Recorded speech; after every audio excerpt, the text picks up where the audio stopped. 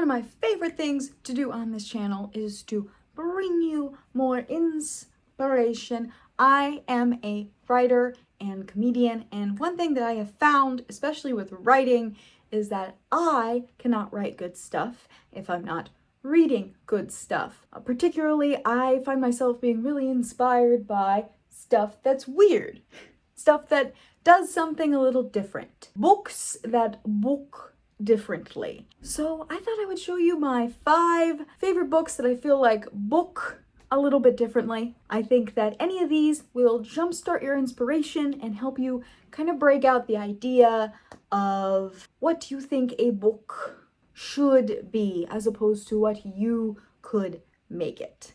So the first one that I want to make sure we talk about, and that I really recommend if you are a writer or filmmaker or creator or academic or anyone, or if you like scary movies, House of Leaves by Mark Z. Danielewski. This is a lot of things. Basically, this book is a ghost story within a documentary, within an academic film criticism essay, within a kind of personal journal about a guy down on his luck. It does a lot with that. There's a lot of layers. It starts by saying a lot of cool things about film and about how we tell stories, and it's funny. And then it gets genuinely scary. You don't really realize it. It kind of sneaks up on you. It's genre defying, although I hate that phrase now because every book that's like not just in like simple chapters and like formulaic, people are like genre breaking. It's like, no, it's not genre breaking. It's just literary fiction. But this is really genre breaking. I find it amazing how it is mostly in this like academic text format, but it is gripping and really turns scary. It's also really moving. It's really personal.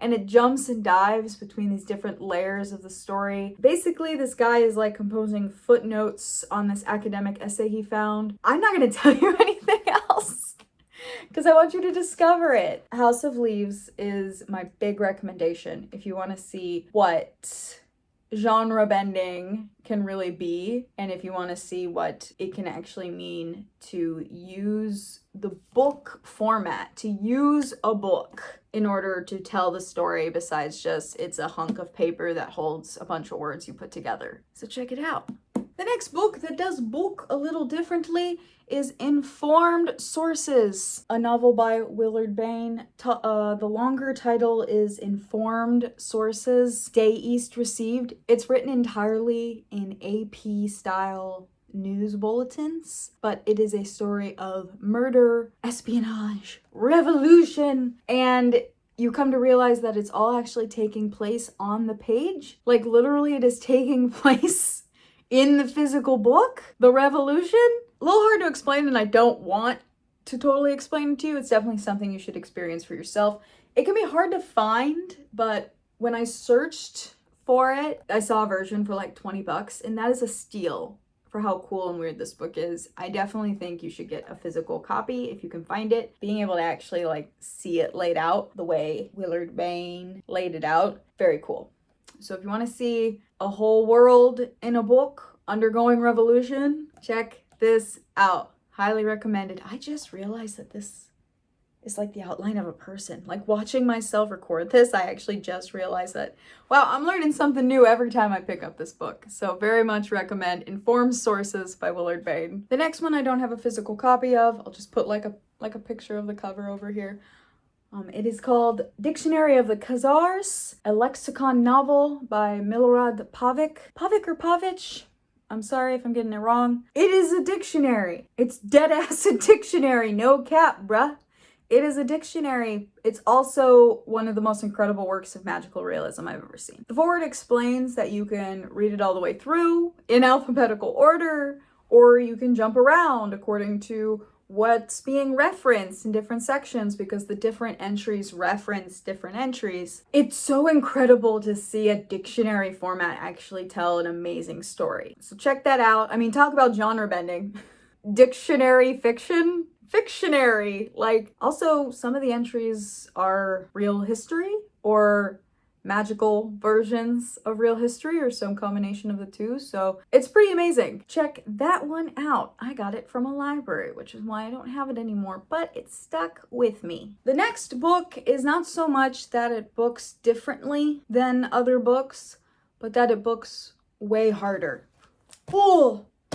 2666 by Roberto Bolano. I have recommended this as one of the best books that I own on my personal channel. I wanted to bring it here to y'all because I think it's hugely inspiring. It is really effing long.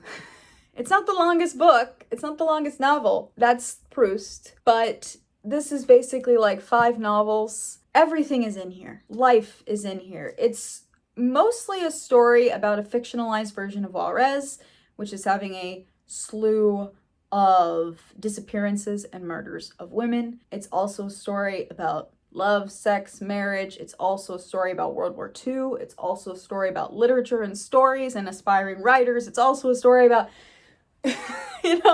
like life is in this book. There are 5 sections. So don't be too intimidated. You can cut it up. And actually, Roberto Bolano thought about cutting it up and selling it in 5 pieces because he thought he would make more money that way. And it was towards the end of his life. So even though he intended it to be a novel, he wanted to make the most money possible for his descendants.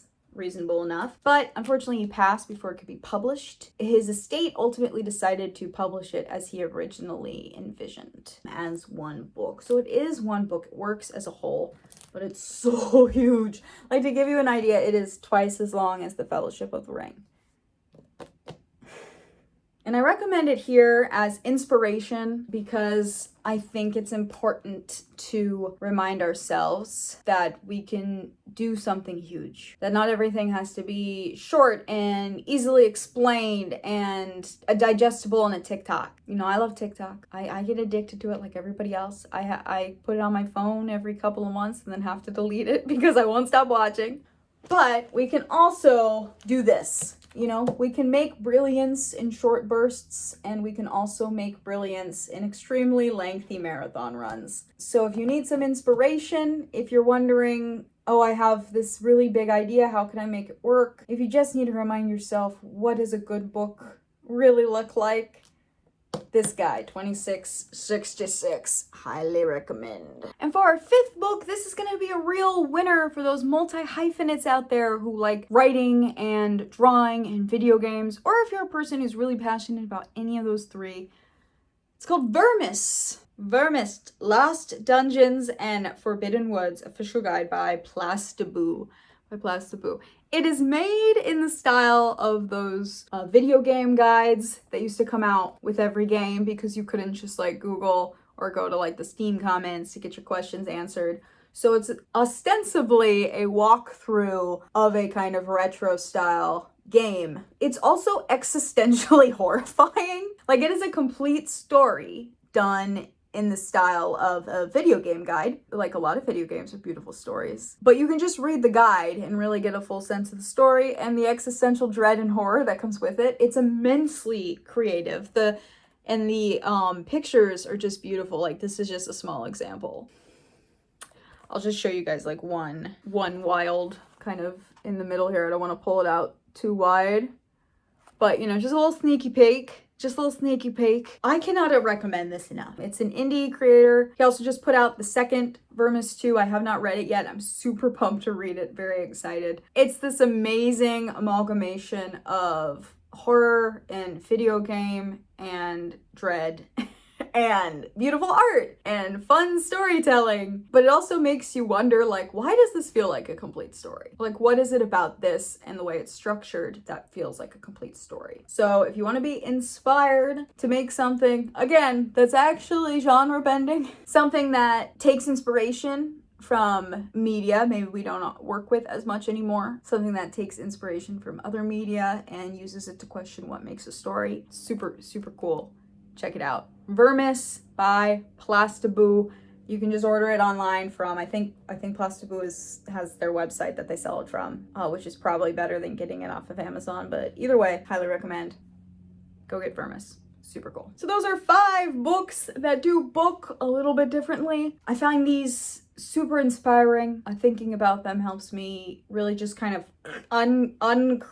unclench my own mind and the boxes that I've kind of put myself in, and feel really inspired that I can make something weird and amazing that doesn't have to be in a box, that can draw from multiple different things. You know, you can still see where these things get their inspiration from. It's not like they're so original that they can't point to genre inspirations, because that doesn't happen. It's not how our brains work when we come up with ideas. They are certainly not hemmed in by publishing trends or expectations, and they're really amazing works of art. Hope you check them out. Thank you so much for watching. Do you have any weird books that do book differently? I would love to have the recommendation. Please throw it in the comments below.